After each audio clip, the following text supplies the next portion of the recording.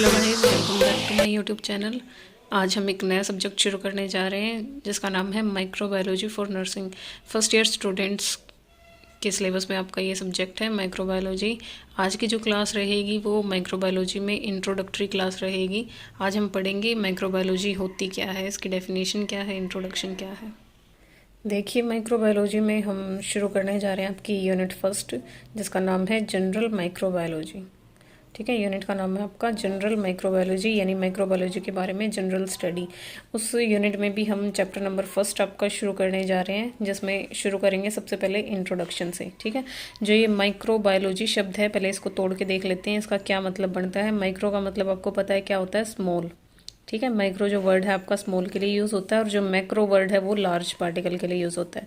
Bio का मतलब आपको पता है, बायोलॉजी आपका +2+1 मेडिकल स्टूडेंट का टॉपिक रहा, सब्जेक्ट रहा है आपका। बायो का मतलब क्या होता है, लिविंग ऑर्गेनिज्म। लॉजी का मतलब स्टडी। ठीक है, स्टडी ऑफ लिविंग ऑर्गेनिज्म। अब हमने यहाँ स्टडी है वो लिविंग ऑर्गेनिज्म, कैसे लिविंग ऑर्गेनिज्म की स्टडी करनी है, स्मॉल लिविंग ऑर्गेनिज्म की स्टडी करनी है। ठीक है, तो यही आपकी डेफिनेशन रहती है माइक्रोबायोलॉजी की। देखिए क्या, it is the science of living organism, या फिर it is the study of living organism that are only visible under the microscope. ठीक है, ये कैसी साइंस है माइक्रोबायोलॉजी आपकी, लिविंग ऑर्गेनिज्म की। इसमें आप स्टडी करोगे कैसे लिविंग ऑर्गेनिज्म जो आपके विजिबल होते हैं सिर्फ और सिर्फ अंडर द माइक्रोस्कोप, जिनको आप अपनी आइज़ की हेल्प से नहीं देख सकते हो, वो इन ऑर्गेनिज्म को आपको सिर्फ माइक्रो ऑर्गेनिज्म के नीचे ही आप इनको देख सकते हो। ठीक है, तो ऐसे कौन से ऑर्गेनिज्म होते हैं, तो ऐसे स्मॉल जो आपके ऑर्गेनिज्म हैं वो होते हैं जैसे आपके बैक्टीरिया हो गए, वायरस हो गए, फंजाई होगी, पैरासाइट्स हो गए। वैसे वैसे जो आपके स्मॉल लिविंग ऑर्गेनिज्म हैं जिनको आप माइक्रोस्कोप की हेल्प से देखोगे। ठीक है, नेक्स्ट जो है आपका टर्म या फिर एक डेफिनेशन यहाँ पे लिखी हुई है जिसका नाम है मेडिकल माइक्रोबायोलॉजी। ठीक है, अब आप पढ़ोगे मेडिकल माइक्रोबायोलॉजी क्या होती है। मेडिकल माइक्रोबायोलॉजी माइक्रोबायोलॉजी की ही एक सब डिवीज़न होती है। ठीक है, इसके अंदर किस चीज़ की स्टडी की जाती है, जो हम पढ़ेंगे हमारी माइक्रोबायोलॉजी के अंदर वही है कि आपकी, इसके अंदर हम स्टडी करेंगे पॉजिटिव एजेंट्स की। ठीक है, of the infectious disease in the man. देखिए, आप पढ़ोगे कि इन्फेक्शियस डिजीज़, ठीक है, जो इंसानों के अंदर हो रही हैं, उनका पॉजिटिव एजेंट कौन है, कौन उनको कोज कर रहा है, उसकी स्टडी को आप क्या बोलते हो, मेडिकल माइक्रोबायोलॉजी। प्लस आप क्या बोलते हो, हिज रिएक्शन टू इन्फेक्शन। ठीक है, आपने क्या देखना है, एक तो ये देखना है कि डिजीज़ कौन कोज कर रहा है। ठीक है, उस इन्फेक्शन के अगेंस्ट जो मैन है उसका क्या रिएक्शन आ रहा है। ठीक है, प्लस में आप क्या देखोगे, वेरियस मेथड ऑफ डायग्नोसिस। आप ये भी देखोगे कि किस ऑर्गेनिज्म को आप कैसे डायग्नोज करोगे या किस डिजीज़ को आप कैसे डायग्नोज करोगे। ठीक है, टेस्ट करवाओगे आप, लेबोरेटरी टेस्ट यहाँ आते हैं। Next treatment. ठीक है, आप डिजीज़ का ट्रीटमेंट आप देखोगे।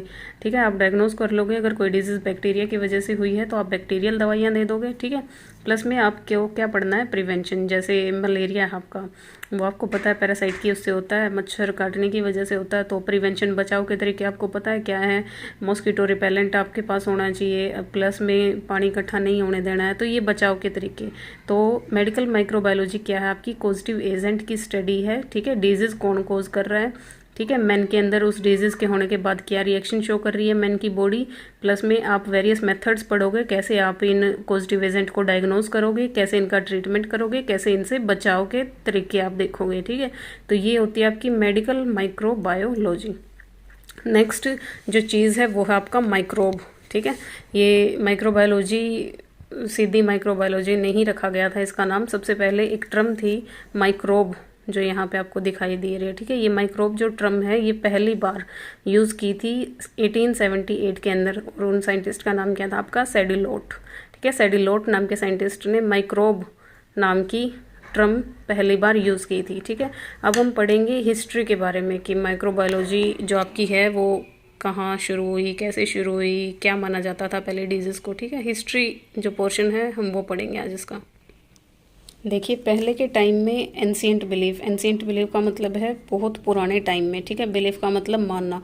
बहुत पुराने टाइम में क्या बिलीफ था आपका कि जो डिजीज़ है, माना जाता था ऐसा कि डिजीज़ सुपर नेचुरल पावर की वजह से होती है। ठीक है, मतलब कोई और ही शक्ति है जिसकी वजह से डिजीज़ हो रही है, या फिर ऐसा माना जाता था कि जो डिजीज़ है ये भगवान ने भेजी है एज द पनिशमेंट। ठीक है, पहले ऐसा माना जाता था। और पनिशमेंट भी आपकी किस चीज़ की, ह्यूमन के पापों की, ठीक है। सिंस का मतलब क्या होता है? पाप। पहले क्या माना जाता था, जो एंशिएंट बिलीफ था आपका वो क्या था कि जो डिजीज़ है वो किस वजह से हो रही है, या तो सुपरनेचुरल पावर्स की वजह से हो रही है या फिर भगवान ने भेजी है डिजीज़, ठीक है। और किस वजह से भेजी है? ताकि इंसान के पापों का वो हो सके। इंसान मतलब पहले क्या थे, अगर ख़राब थे, अत्याचार करते थे किसी के ऊपर, तो क्या हो जाता था, डिजीज़ आ जाती थी। पहले ऐसा माना जाता था, ठीक है।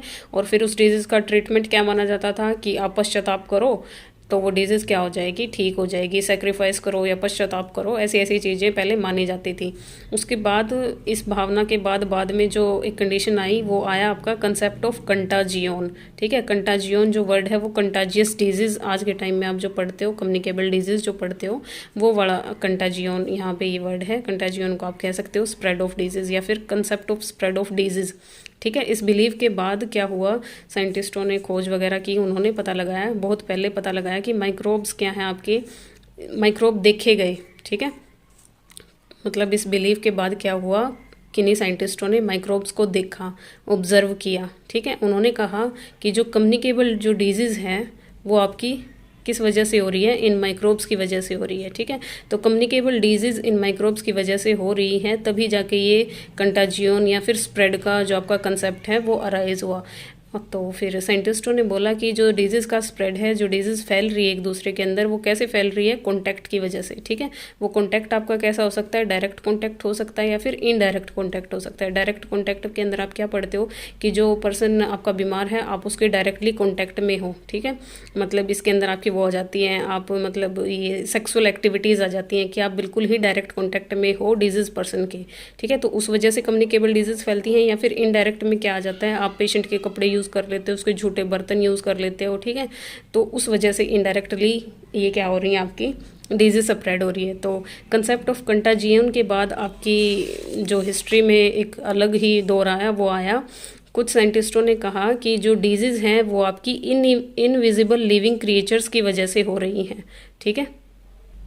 पहले क्या था, एंशिएंट बिलीफ आया, फिर आपका कंसेप्ट ऑफ स्प्रेड आया, फिर उसके बाद आप बताया गया, कुछ साइंटिस्टों ने देखा कि जो डिजीज़ हैं वो प्रोड्यूस हो रही हैं लिविंग क्रिएचर, मतलब कुछ लिविंग ही ऐसी चीज़ें हैं, और वो ऐसी लिविंग चीज़ें हैं जो कि इनविजिबल हैं, जो दिखाई भी नहीं दे रही हैं, वो डिजीज़ को कोज कर रही हैं। तो 2nd सेंचुरी के टाइम बिफोर क्राइस्ट, ठीक है, क्राइस्ट के पहले के टाइम में जब 2nd सेंचुरी थी, उस दौरान एक साइंटिस्ट थे आपके वैरो नाम के, उन्होंने क्या किया, उन्होंने रिकॉर्ड किया, क्या रिकॉर्ड किया, principle of contagion by the invisible creature, ठीक है। उन्होंने बताया कि जो ये कंटाजियोन का प्रिंसिपल है ये ठीक है, कंटाजियोन का मतलब स्प्रेड, डिजीज स्प्रेड हो रही है, लेकिन किससे स्प्रेड हो रही है, बाय द इनविजिबल, जो दिखाई नहीं दे रहे ऐसे कुछ लिविंग ऑर्गेनिज्म हैं, उनकी वजह से डिजीज हो रही है, उन्होंने ये मानना, ठीक है। फिर उनकी बात को मतलब उन्होंने बस इतनी बात बताई, इससे लोग सेटिस्फाई नहीं हुए। फिर आगे टाइम आया 13th सेंचुरी का, ठीक है। 13वीं शताब्दी में क्या हुआ, एक साइंटिस्ट आया आपके रोजर बेकन, ठीक है। रोजर बेकन ने क्या कहा, उन्होंने कहा कि यही जो इनविजिबल लिविंग क्रिएचर हैं यही डिजीज प्रोड्यूस कर रहे हैं। इन्होंने तो क्या कहा आपके वैरो ने कि जो इनविजिबल क्रिएचर हैं वही फैला रहे हैं डिजीज को एक पर्सन से दूसरे पर्सन में, ठीक है। इन्होंने कहा कि वो फैला रहे हैं, और इन्होंने कहा कि वो इनविजिबल लिविंग क्रिएचर ही डिजीज प्रोड्यूस कर रहे हैं, ठीक है। प्रोड्यूस ही वो कर रहे हैं, फैला नहीं रहे हैं, बल्कि वही पॉजिटिव एजेंट हैं आपके, ठीक है। फिर आपका टाइम आया 1546 का, ठीक है। 1546 के अंदर आपके एक साइंटिस्ट आए, फ्रेस टोरस, ठीक है। इन्होंने कहा कि जो कम्युनिकेबल डिजीज़ हैं, यानी जो फैलती हैं एक पर्सन से दूसरे पर्सन के अंदर, ऐसी कम्युनिकेबल डिजीज़, इन्होंने कहा कि वो कोज होती हैं लिविंग एजेंट से, जिनका नाम इन्होंने रखा जर्म, ठीक है। अभी तक माइक्रोबायोब या माइक्रोबायोलॉजी का कोई जिक्र नहीं आया है, ठीक है। ये साइंटिस्ट हैं जो अपनी अपनी अलग अलग थ्योरी रख रहे हैं। इन्होंने क्या कहा, कम्युनिकेबल डिजीज़ आपकी लिविंग एजेंट से ही हो रही है, लेकिन उनका नाम क्या है, जर्म, इन्होंने उनको बोला। फिर 1619 के अंदर आपके एक साइंटिस्ट आए, किर्चर ने क्या कहा कि जो डिजीज़ है वो कोज हो रही है माइन्यूट वर्म की हेल्प से, ठीक है। माइन्यूट का मतलब वही स्मॉल, इन्होंने अब जर्म ना रख के नाम क्या रखा, वर्म, कुछ छोटे छोटे कीड़े हैं जो कि आपके ब्लड में ही हैं, उन्हीं की वजह से डिजीज हो रही है, ठीक है। तो किर्चर ने ये बात की। फिर नेक्स्ट 1762 में आपके एक साइंटिस्ट आए, वॉन प्लेंचेस, इन्होंने क्या कहा कि each disease caused by A separate agent, इन्होंने कहा कि हर बीमारी अलग अलग एजेंट से हो रही है, ठीक है।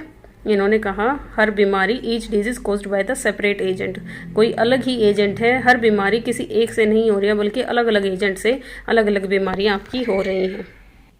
जब इतने लोगों ने अपनी अपनी राय रखी तो उसके बाद फाइनली आपका जो माइक्रो ऑर्गेनिज्म है उसकी डिस्कवरी हुई। डिस्कवरी का मतलब खोज, इन्वेंशन का मतलब होता है कोई नई चीज़ बनाना, डिस्कवरी का मतलब खोज जो पहले ही है। तो माइक्रो ऑर्गेनिज्म क्या क्या होते हैं वो देखिए। सबसे पहले बैक्टीरिया, आपके वायरस, पैरासाइट और फंजाई, ये आपके क्या है, सारे के सारे माइक्रो ऑर्गेनिज्म हैं। तो माइक्रो ऑर्गेनिज्म की डिस्कवरी का जो क्रेडिट है वो पूरा का पूरा आपका जाता है एंटोन वैन लीवनहुक को। ठीक है, तो यही बात यहाँ पे बताई गई है। Credit for having the first observed, इन्होंने ही फर्स्ट क्या किया, ऑब्जर्व किया, देखा और रिपोर्ट किया। किसको, सबसे पहले बैक्टीरिया को। और बैक्टीरिया आपका माइक्रो ऑर्गेनिज्म के अंदर आता है, तो इसीलिए इनको ही क्रेडिट जाता है कि यही वो पहले इंसान हैं जिन्होंने माइक्रो ऑर्गेनिज्म को देखा भी और रिपोर्ट भी किया, आगे भी बताया। ठीक है, और एंटोन वैन लीवनहुक का नाम आप सबने सुना होगा। इनका जो जन्म है वो 1632 के अंदर हुआ और इनकी जो डेथ है वो 1723 के अंदर हुई। ठीक है, ये कहाँ के रहने वाले थे, ये हॉलैंड नाम की एक जगह है, वहाँ के रहने वाले थे। ठीक है, इनकी जो एजुकेशन थी, अब इनके बारे में कुछ बातें पढ़ते हैं हम कि इन्होंने क्या किया। इनकी जो एजुकेशन थी, हालांकि ये ज़्यादा पढ़े लिखे नहीं थे, लेकिन इनके अंदर पेशेंस, धैर्य बहुत था और क्यूरियोसिटी थी, जानने की इच्छा बहुत थी। इनकी जो हॉबी थी वो क्या थी, उन्हीं हॉबीज़ की वजह से इन्होंने क्या किया, माइक्रो ऑर्गेनिज्म को खोजा है। इनकी हॉबीज़ थी लेंसेज को ग्राइंड करना। ठीक है, लेंसेज जो आप यूज़ करते हो, आपके चश्मे में हुए, माइक्रोस्कोप में हुए, वो लेंसेज ये क्या करते थे, ग्राइंड, और मतलब उनको तराशते रहते, उनको बार बार देखते रहते, उन्हीं में से चीज़ों को देखने की कोशिश करते, observe the material from them. ठीक है, एक लेंस को देखते अच्छे से, उसको मतलब पतला करके, मोटा करके, उसके अंदर से फिर चीज़ों को देखना, ये इनकी हॉबीज़ होती थी। ठीक है, तो फिर इन्होंने क्या किया, 1673 के अंदर इन्होंने एक सिंपल माइक्रोस्कोप बनाया। ठीक है, लेंसेज का यूज़ करके इन्होंने एक सिंपल माइक्रोस्कोप बनाया, जिसकी हेल्प से इन्होंने ऑब्जर्व किया माइक्रो ऑर्गेनिज्म को। तो हमारे माइक्रो ऑर्गेनिज्म को देखने में इतना टाइम क्यों लगा, क्योंकि ये इनविजिबल थे, हम इनको आंखों से देख नहीं सकते थे। इसीलिए सबसे पहले खोज करनी जरूरी थी एक ऐसे इंस्ट्रूमेंट या इक्विपमेंट की जिसकी हेल्प से आप इनको देख पाओ। इसीलिए हमारे माइक्रो ऑर्गेनिज्म को मतलब इनकी खोज में इतना ज़्यादा टाइम लगा, क्योंकि उसके लिए सबसे पहले माइक्रोस्कोप बनाना बहुत ज़रूरी था, जो काम किया आपके एंटोन वैन लीवनहुक ने। इन्होंने क्या किया, 1673 में सिंपल माइक्रोस्कोप बनाया, फिर उसकी हेल्प से क्या किया, माइक्रो ऑर्गेनिज्म को देखा। ठीक है, 1683 के अंदर इन्होंने एक्यूरेट डिस्क्रिप्शन भी दिया वेरियस टाइप्स ऑफ बैक्टीरिया का। 1683 के अंदर इन्होंने क्या किया, मतलब पहले तो ऑब्जर्व किया, फिर इन्होंने अच्छे से डिस्क्राइब भी किया अलग अलग टाइप्स ऑफ बैक्टीरिया। ठीक है, इन्होंने बैक्टीरिया की लगभग 3 टाइप्स के बारे में इन्होंने बता दिया था हमें। और सिर्फ इन्होंने खुद ही डिस्क्राइब नहीं किया, इन्होंने ये सारी बातें कहाँ जाके बताई, आपकी रॉयल सोसाइटी ऑफ लंदन के अंदर बताई। ठीक है, तो कब देखा, 1673 के अंदर, और डिस्क्राइब कब किया, 1683 के अंदर। ठीक है, उसके बाद जो नेक्स्ट पॉइंट आता है वो है contribution of Antonie van Leeuwenhoek to microbiology. Microbiology में इनका जो कंट्रीब्यूशन है वो क्या रहा, वो अब हम यहाँ पढ़ते हैं। देखिए इनका कंट्रीब्यूशन क्या रहा। यही वो पहले इंसान हैं जिन्होंने क्या किया, ही कंस्ट्रक्टेड द फर्स्ट माइक्रोस्कोप। इन्होंने ही क्या किया, सबसे पहला माइक्रोस्कोप बनाया आपका। ठीक है, और उस माइक्रोस्कोप में इन्होंने जो लेंसेज का यूज़ किया वो लेंस थे आपके बाइकन्वेक्स लेंस थे। ठीक है, फर्स्ट कंट्रीब्यूशन तो ये रहा इनका। सेकंड, इन्होंने क्या किया, यही वो पहले इंसान थे जिन्होंने माइक्रो ऑर्गेनिज्म को ऑब्जर्व किया। ठीक है, इन्होंने ही देखा।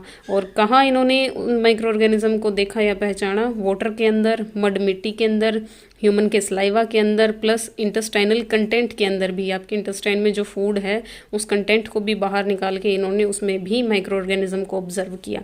ठीक है, थर्ड कंट्रीब्यूशन इनका जो मेन रहता है वो क्या है, एक्यूरेट डिस्क्राइब भी किया इन्होंने जो चीज़ देखी उसको एक्यूरेटली डिस्क्राइब भी किया आपकी रॉयल सोसाइटी ऑफ लंदन के अंदर। कब किया था, 1683 के अंदर।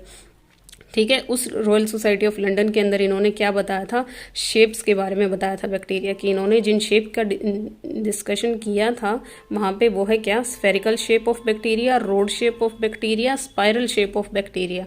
तो ये था इनका कंट्रीब्यूशन। आज की वीडियो के अंदर हम इतना ही पढ़ेंगे। तो एंटोन वॉन लीवनहुक के बारे में आपको पता होना चाहिए, उनका जनरल थोड़ी उनकी इंट्रोडक्शन क्या कब किया और उनका कंट्रीब्यूशन क्या रहा आपकी माइक्रोबायोलॉजी के अंदर। ठीक है, नेक्स्ट वीडियो में हम इससे नेक्स्ट पार्ट पढ़ेंगे आपका। आई होप आपको इंट्रोडक्टरी क्लास माइक्रो ऑर्गेनिज्म की समझ में आई होगी। थैंक यू गाइज, मिलते हैं नेक्स्ट वीडियो के अंदर।